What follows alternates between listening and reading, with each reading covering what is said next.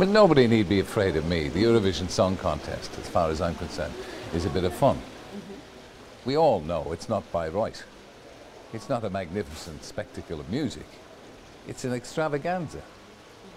It's a wonderful piece of television. 3.5 hours of live television that covers all of Europe, that gets 300 million viewers even in Australia. And I love it. People ask me in England, why do I do it? Because they think, you know, it's rubbish. But I like the rubbish. I think it's great fun. And that's the whole point of it. I've never confused it with being a serious music program. And neither should anybody else. It's not really reflective of any country's musical tastes. It's reflective of its own music. And it's great fun to do, and I love doing it. I think it's terrific. Organisation here in Belgrade is perfect. The staging is magnificent. The setting is terrific. From what I've seen in the rehearsal yesterday, which was Friday, it couldn't be bettered. It's absolutely perfect. And I think what I particularly like is what Serbia has done in between the songs.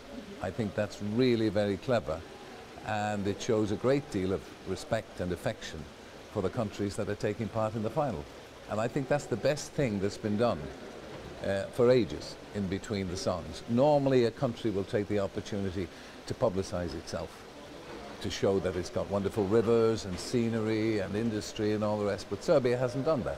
Serbia has done a really nice, affectionate little piece between each song, and I think that's terrific. Oh yeah, but I never know. I've been doing it since about 1971, long before you were born. And I've never been able to pick the winner, ever. Because by the time I've been to 2 rehearsals and seen the show, it's completely beyond me. I like the Ukrainian song. I think the Serbian entry is very good this year. Maybe it'll come back to Belgrade next year, who knows? Who knows? Yeah, I think it may well be Russia's turn. Russia hasn't won it. And I think this year, I've been saying all along that the former countries of the Eastern Bloc are likely to vote for Russia. So yeah, Russia must be one of the favorites. Ukraine, Armenia, that's a nice song. But who knows? It's an awful lot to do with the diaspora. Romanians are all over Europe, Albanians are all over Europe, Poles are all over Britain.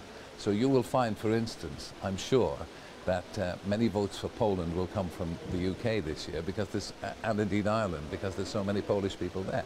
Romanians are all over Europe, as I say, Albanians. So that's how the votes, people vote for their country.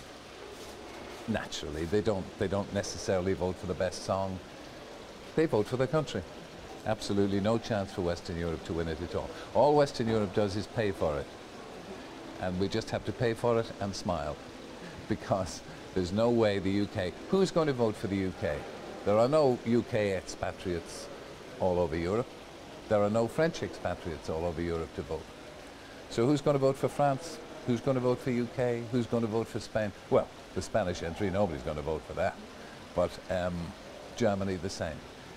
What is a little bit worrying is that these 4 countries are the countries that pay most money for the Eurovision Song Contest. And it may be just a little worrying that maybe the French or maybe the UK will say, look, why are we doing this? We don't get any votes. We like our songs, but nobody else does. That is the danger. The singer on French in this contest is Sébastien Tellier. He had a very good song. It's very popular. Do you think it's a very good song? I think it's pretentious rubbish. Really? Yeah. It's pop, something like air. It's nonsense. Who's going to vote for that?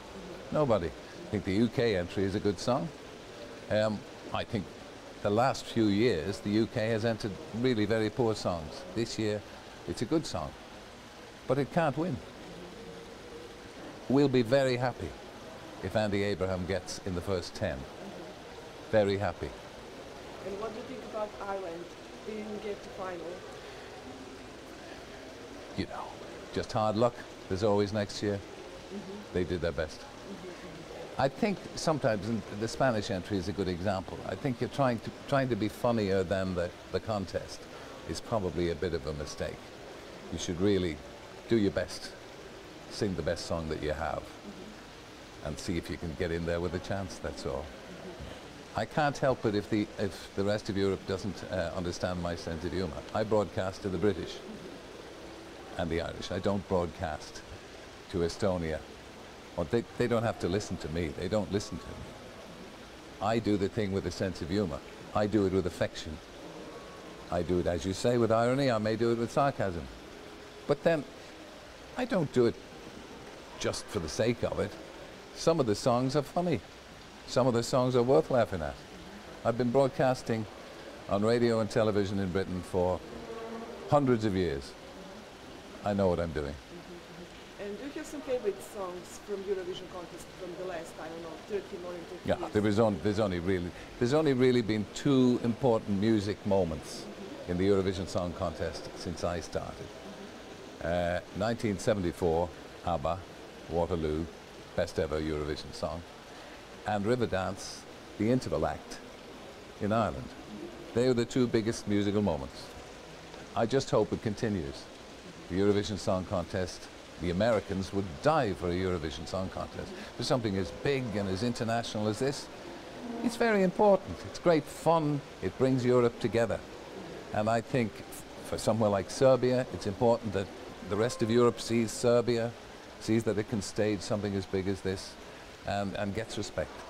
I've only been in Serbia a very short time, but yeah, people are really nice. We went to a lovely restaurant, little restaurant last night, where we ate Serbian food and people played guitars, and it was a really nice atmosphere.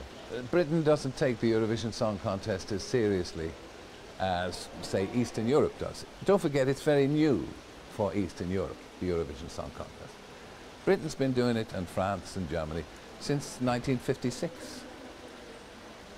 They don't have major acts. In the beginning, major acts took part, like Cliff Richard or Sandy Shaw, Lulu. Now, you're never going to get Elton John or Mick Jagger or the Police taking part in the Eurovision Song Contest because they're too big. They're too big on an international scale. They're too big and they can't afford to lose. What if the Police do the UK song with all their tremendous reputation and they lose? It's very bad publicity for them.